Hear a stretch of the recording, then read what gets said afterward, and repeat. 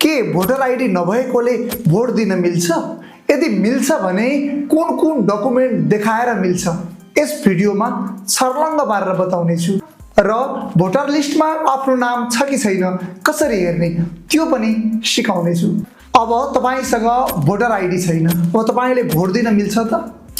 यदि तपाईको भोटर लिस्टमा तपाईको नाम छ भने तपाईसँग भोटर आइडी नभए पनि तपाईले भोट दिन मिल्छ। अब कुन कुन डकुमेन्टबाट मिल्छ भन्दा नागरिकता हुनु पर्यो, पासपोर्ट हुनु पर्यो, ड्राइभिङ लाइसेन्स हुनु पर्यो या त लाल पूर्जा हुनु पर्यो, अनि मात्रै तपाईले भोट दिन मिल्छ। अब भोटर लिस्टमा आफ्नो नाम छ कि छैन त कसरी हेर्ने तपाईलाई भिडियोतिर लान चाहन्छु।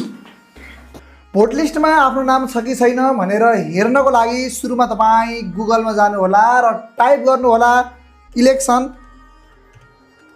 election.gov.np भनेर। यसपछि तपाईले यस्तो खालको इन्टरफेस देख्न सक्नुहुनेछ।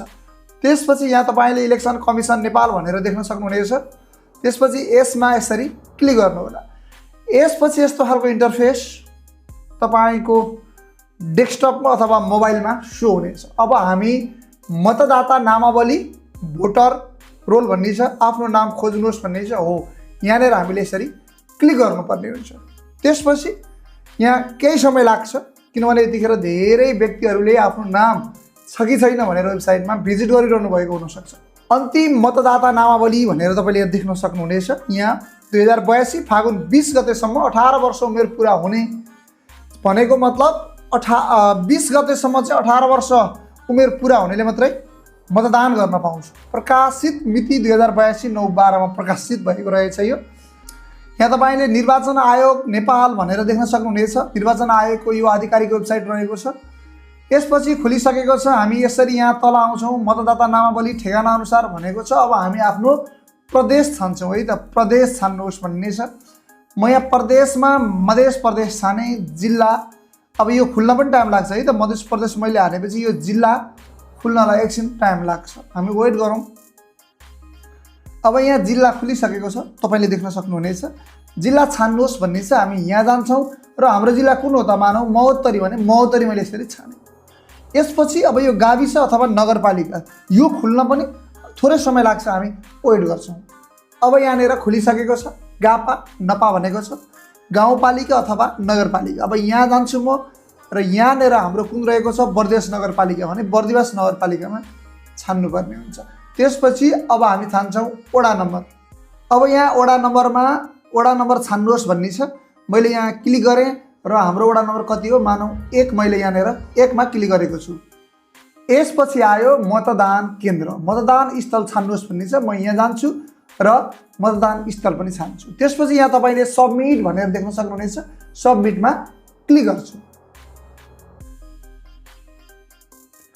केही समयको पर्खाइपछि हामी भोट लिस्टमा पुगिसकेका छौँ।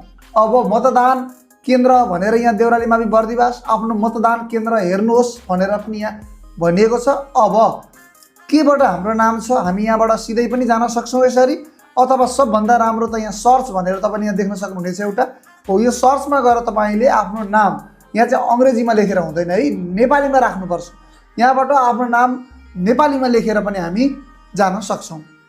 यहाँ तपाईले सिम्बल नम्बर, मतदाता नम्बर, मतदाताको नाम, उमेर, वर्ष, लिङ्ग, पति वा पत्नीको नाम, पितामाताको नाम तपाईले देख्न सक्नुहुनेछ। यसपछि यो कसको हो भन्ने कुरो सजिलैसँग छुट्याउन सकिन्छ। र अझ यहाँनिर मतदाता विवरण भन्ने छ। यो मतदाता विवरणमा हामी गयौँ भने यस्तो खालको इन्टरफेस देखिन्छ। तपाईलाई म देखाउन गइरहेको छु। फेरि मतदाता विवरणमा मैले एकचोटि फेरि पनि टच गरेँ। त्यसपछि तपाईले यस्तो खालको इन्टरफेस देख्न सक्नुहुनेछ। केही समय त पर्खिनु नै पर्छ। जन्म मिति वा नागरिकता नम्बर भरि सबमिट गर्नुहोस् भन्ने छ। मतदाताको व्यक्तिगत विवरण अथवा नागरिकता प्रमाणपत्र नम्बर एउटा हाल्नुपर्छ। तपाईले जन्म मिति हैन यहाँ साल, महिना, गते हाले पनि भयो, अथवा नागरिकता प्रमाणपत्र नम्बर मात्रै हालेर यहाँनिर आई एम नट रोबोटमा गएर सबमिट गर्दा पनि तपाईको सम्पूर्ण डिटेल्स त्यहाँनिर देखिन्छ। अब आफ्नो भोटर आइडी हेर्ने अर्को तरिका बताउन गइरहेको छु। यदि तपाई आफ्नो मोबाइलको प्ले स्टोरमा गएर नागरिक एप एपलाई इन्स्टल गर्नु होला। त्यसपछि आइडी पासवर्ड हालेर त्यहाँ तपाईले लगइन गर्नु होला। त्यसपछि तपाईले त्यहाँ भोटर आइडी भनेर एउटा अप्सन देख्न सक्नुहुनेछ हो, उक्त भोटर आइडीमा क्लिक गर्नु होला। त्यसपछि भोटर कार्ड, त्यहाँ भोटर कार्डको तपाईले नम्बर लगाउनु पर्ने हुन्छ। अघि मैले सिकाएको थिएँ नि हो, त्यहाँनेर भोटर कार्डको नम्बर ल्याएर यसमा हालेर यहाँबाट प्रोसिड गरियो भने तपाईले आफ्नो भोटर कार्ड, भोटर आइडी अथवा मतदाता परिचय पत्र देख्न सक्नुहुनेछ र त्यसलाई त्यहाँबाट स्क्रिनशट खिचेर पनि तपाईले भोट हाल्न जाँदा तपाईले देखाउन सक्नुहुनेछ। मतदान नजिकै छ, हाम्रोलाई हैन राम्रो मान्छेलाई अवश्य छान्नु होला भन्दै हाम्रो यस भिडियो तपाईलाई कस्तो लाग्यो? यस्तै भिडियोहरु हेर्नको लागि हाम्रा भिडियोहरुमा लाइक, कमेन्ट, शेयर र च्यानलमा सब्स्क्राइब गर्न नबिर्सिनु होला।